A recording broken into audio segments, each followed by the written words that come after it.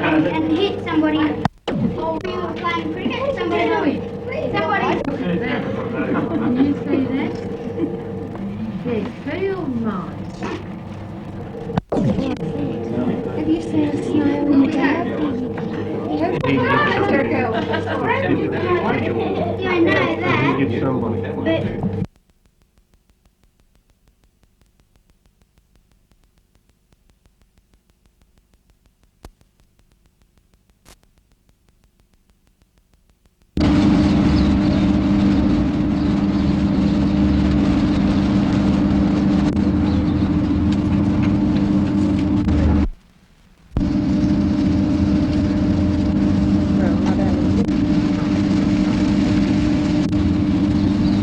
But Get the salute, that's it, hut!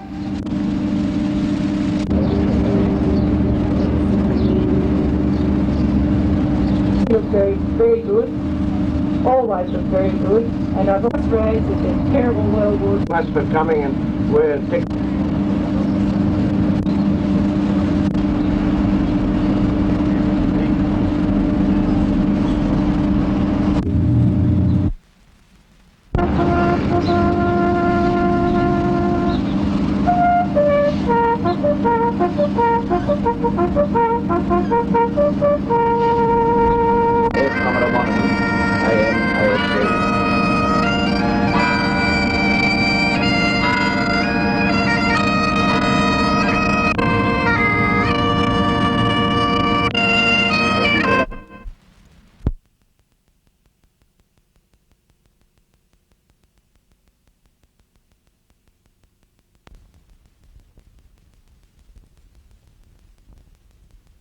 Mark, it's a replay of last year's grand final, but I believe your side's more confident this time out. Oh yeah, much more, Lee, much more. The results during the year, how did they go? Well, they put us down the first time, and the second time we really came back and gave them a hide.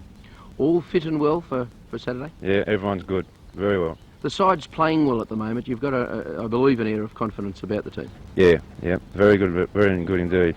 Whereabouts is your strength, do you think? Where can you get over them? Well, you know, last time we done them in the forwards, so you'd expect we'd try in the forwards, but I think we've got the backs to do it as well, so it doesn't really matter. An all-round game.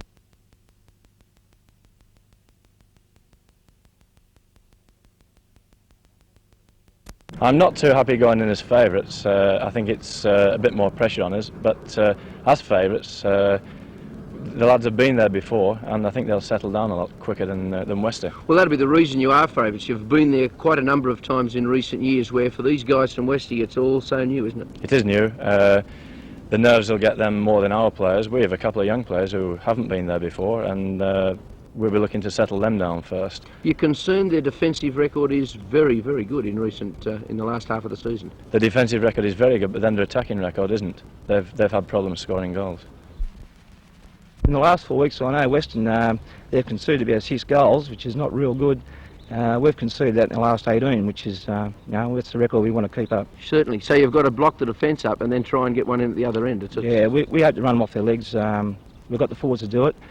Sepp Dish, Brett Baldwin and Grant Story are former KB players, and they're returned to their old stamping ground, and they're really looking forward to it.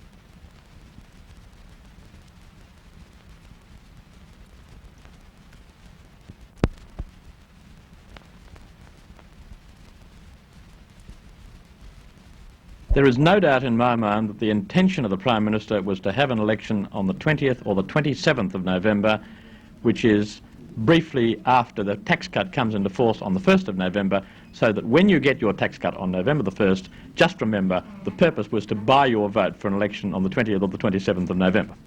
Had the government in fact had time to read the Costigan report before the budget was tabled in Parliament? Well, yes, the answer is that they had, but they were so, or Fraser in particular, was so intent on this early election that he simply didn't see the political implications of the Costigan report. Can you make a prediction of when the next federal election is likely to be and who's likely to win? Well, I am confidently predicting that the election will be held on the 10th of December 1983. The way things are going at the moment, I would say the most likely result is that it will be a landslide to Labor. The reason for that is that governments throughout the world are losing office in these troubled economic times, and I don't see any particular reason to doubt that the same thing would happen in Australia.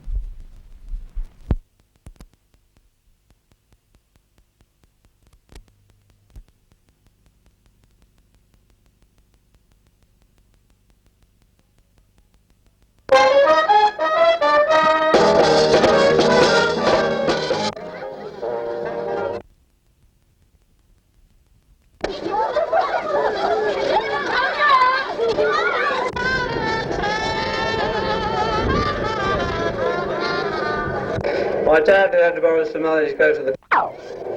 And inside... I'd like to thank you for your invitation and declare the 1982 Festival of Waters open. Have fun.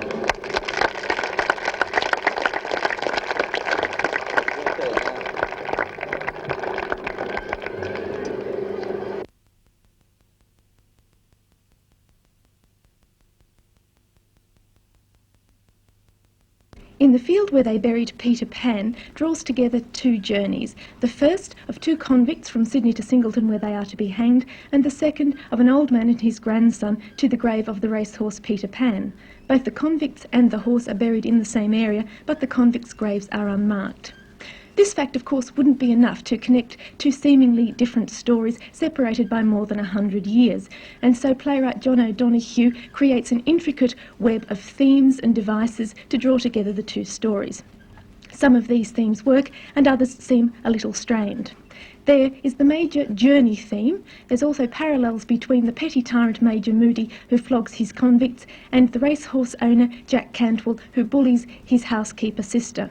And then, of course, there's the sense of the past that is a very strong force in the lives of the 20th century characters. Despite the immense promise of this structure, In the Field Where They Buried Peter Pan is ultimately a frustrating piece of drama, drowning in words. Mr. O'Donoghue consistently chooses words over action. He confronts the audience with overlong yarns of horse racing and extended slabs of history. As well, there's a long courtroom scene that seems more like a sermon. The scenes involving the convicts were most satisfying because there was the most involvement. Jonathan Biggins and John Doyle were memorable as the poor wretches who have to hand out religious tracts in towns like Maitland as they go to their death. By the way, I would rather have seen them handing out the tracts rather than heard about it. Marilyn Hay created a dramatic mood as the spinster sister with a feeling for the past, and her performance was a highlight. Vic Rooney, as both Moody and Cantwell, didn't really get into his stride until he played the part of the convict owner. In the Field Where They Buried Peter Pan has strong themes, moods, and creates a great sense of history, but it's really too static to be truly exciting theatre.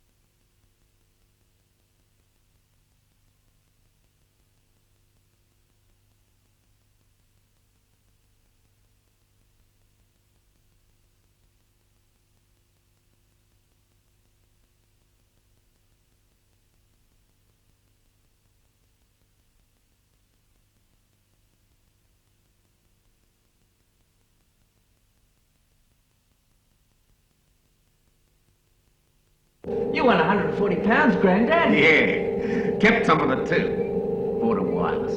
Great invention, especially for racing. In the old days, you could wait upwards of an hour to get the result. An hour? Or longer. The quickest race result I ever remember was when the Morpeth-bred horse Posinatus won the Cup in 1930. They had it all worked out. As soon as the horses passed the post in Flemington, they telephoned the result to Flinders Street Station. From there, they Morse-coded it to Albury and then tapped it up the line to Sydney. And the station master at Sydney flashed it to the station master at East Maitland, where there was an engine standing ready. As soon as the station master at East Maitland got the result, he yelled, "Posinatus!" And the train set off along the 3 miles to Morpeth, bells ringing, whistles blowing, all along the line. They pulled up in Morpeth Station exactly 8 minutes after the horses passed the post in Flemington. 8 minutes from Melbourne to Morpeth. People couldn't get over it. What will they think of next? How they brought the good news from Melbourne to Morpeth. That's it, Peter. They should have written a poem about it.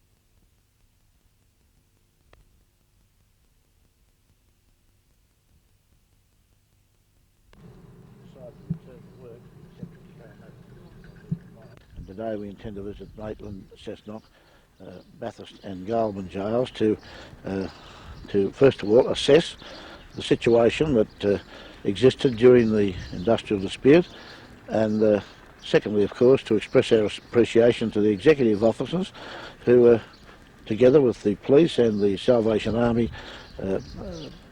manned the jails and conducted the jails to probably a more efficient degree than during any previous strike. Some of the warders have been complaining about the likely introduction of a 9.5-hour day as opposed to the current 8 hours.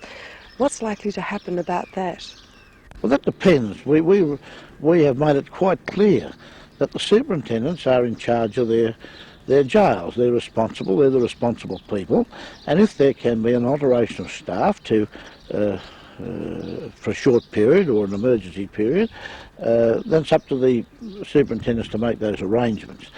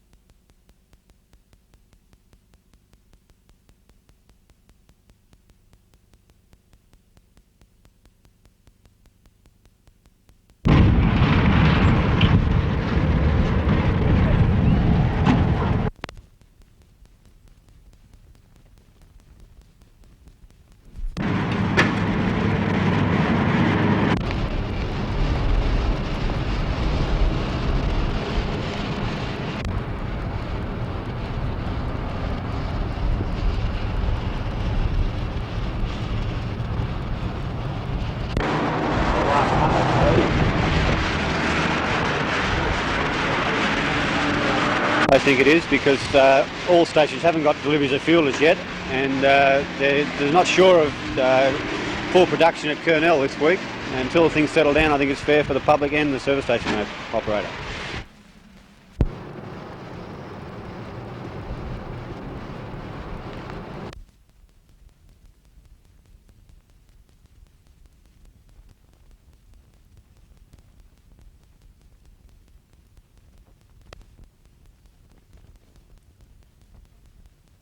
The strike is over the introduction of transport contractors at Dairy Farmers Sydney Co-op. The dispute is to be heard by the Conciliation Commission tomorrow, and TWU members in both Sydney and Newcastle will meet on Wednesday to discuss the outcome. Meanwhile, there seems to be enough milk in Newcastle, but a spokesman for Dairy Farmers says the production of all other products at this plant has ground to a halt.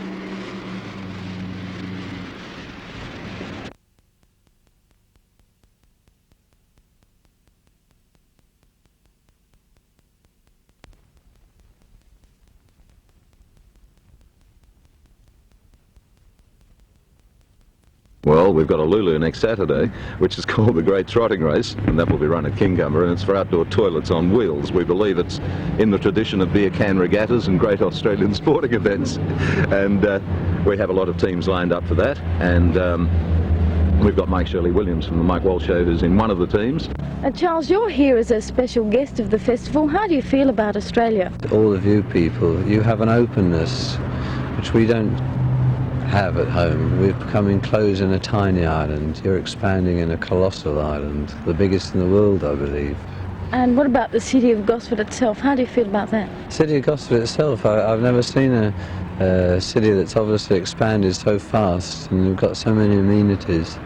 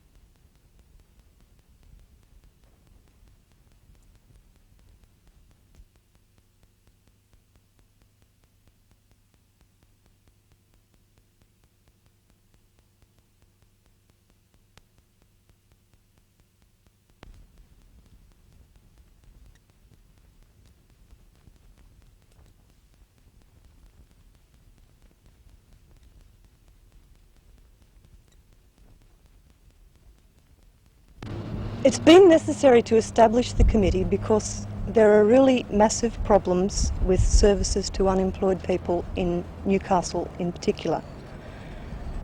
They've been geared fairly largely to people who are under 25, to unemployed youth, and the adult who's been put out of work for no fault of his or her own has always been slightly outside the guidelines of the established organisations, and a lot of organisations are having real difficulty and foreseeing even worse difficulties in coping with the enormous number of people who are going to be coming out of the gates of Newcastle Industries. So really these services are just an interim measure, they won't solve the real problem? No, we can do the very best that we can to provide services to try and cope with this situation, but the only real solution for people who are unemployed is to get jobs, which means that the people who've got muscle in Newcastle have got to go to bat, and they've got to put the case for the Newcastle people and get the money from the politicians to make the jobs.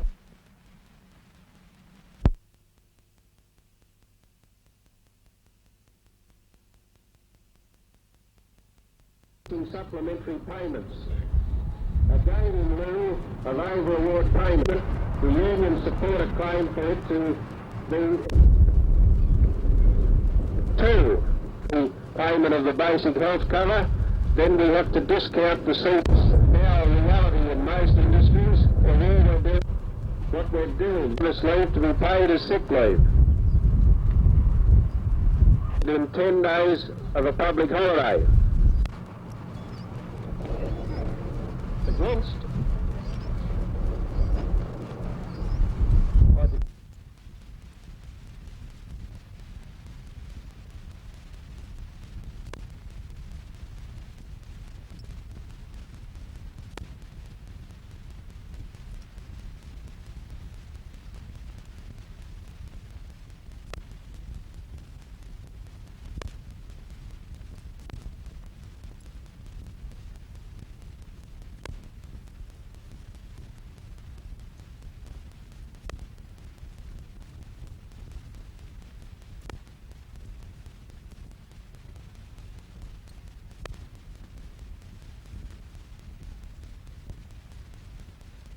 Mr Daly, why did tube makers come up with this scheme to use their waste product in manufacturing? Well, tube makers recognise that this is a very difficult problem to solve, one which has been vexing the steel industry now for many years. The traditional technique was to remove the contaminants and to dump the residue as a landfill product. We did not see this as the most appropriate course for us. We found that there was a market in Australia for iron oxide pigments. We had a raw material. The objective was to make a process which would produce this product, and tube makers set about to find some way of achieving that. Has the business been a successful one? It's been very successful.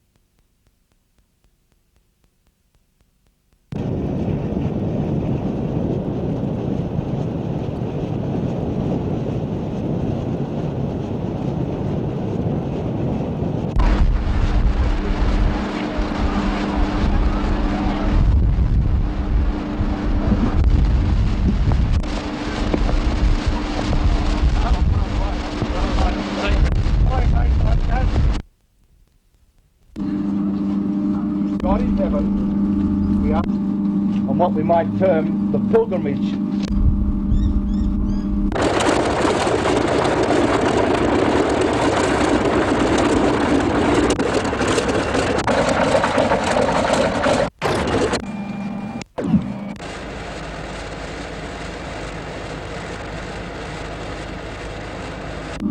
This spirit did not exist when we have to struggle.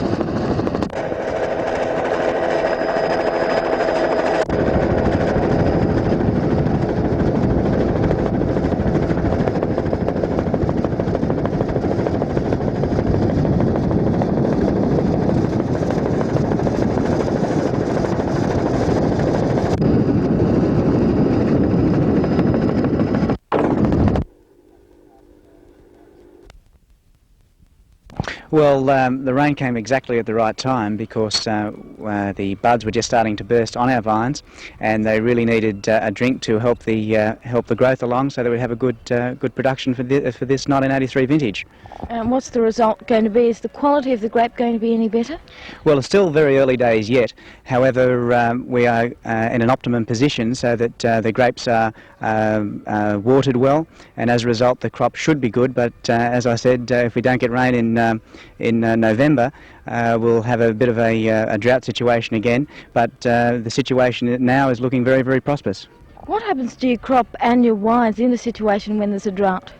Well, in a drought situation, the grapes obviously become quite stressed, and because of that, the quality and the quantity is decreased in proportion to the amount of rain that we really don't get. But the situation at present is we've got good rains, and things are looking very good with quality and quantity for 1983.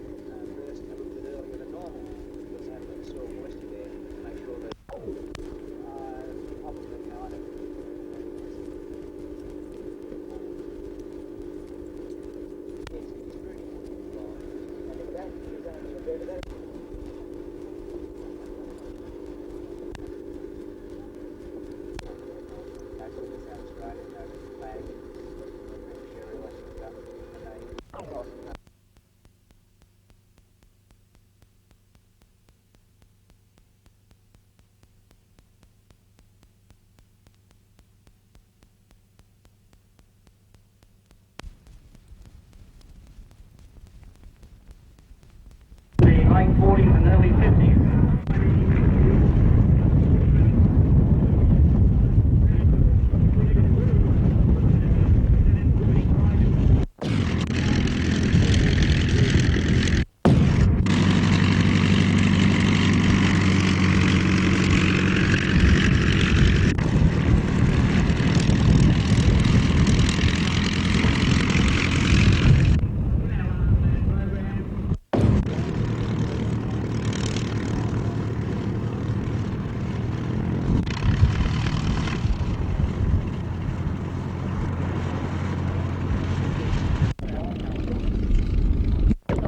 Did you enjoy it?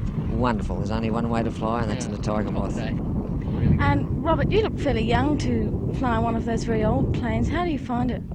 I've got it pretty hard, but I haven't got my actual licences yet. I just fly with the old man.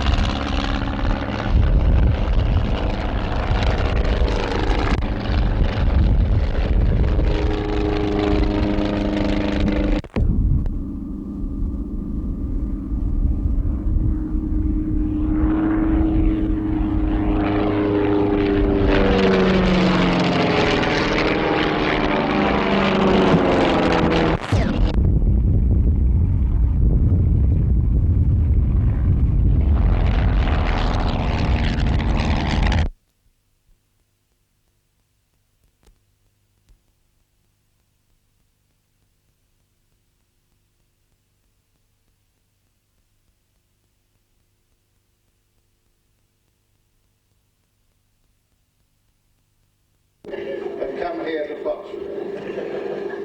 It's about, well... Describing the area and hopefully I can do it without taking too many mistakes.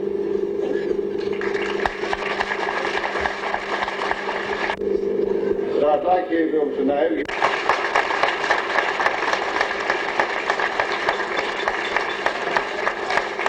Thank you, Suzanne. Come on.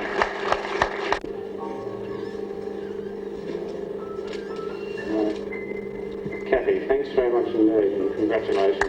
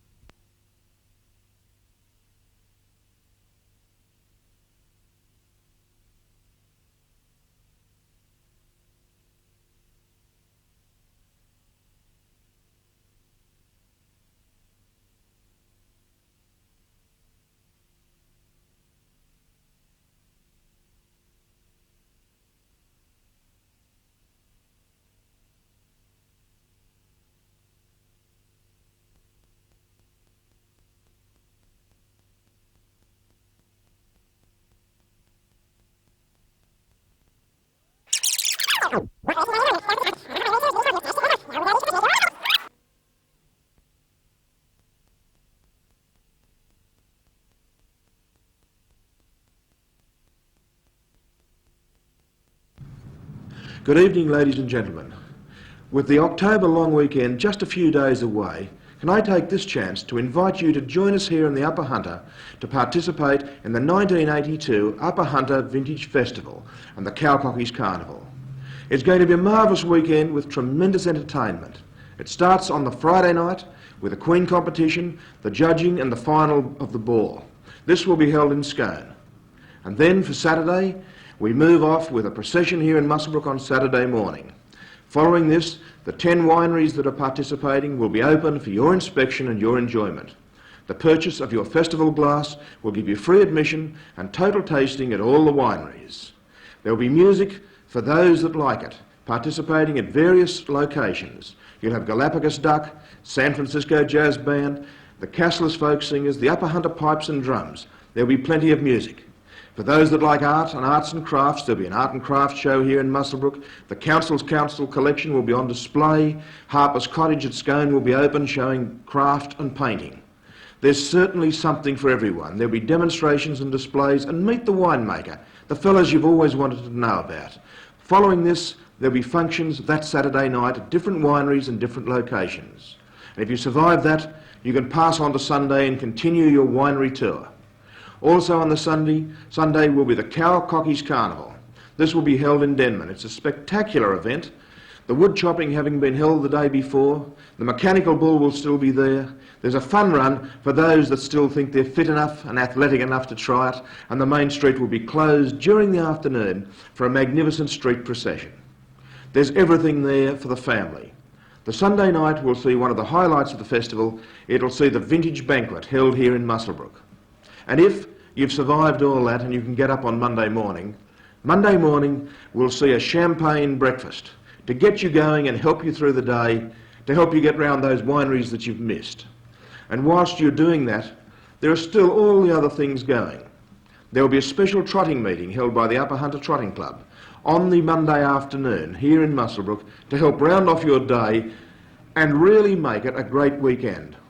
The wineries, the arts, the music, the trotting, along with the motorcycle enduros, with just the general scenery and everything that's there, should make it the most memorable long weekend that you've had in 1982. I hope we see you here.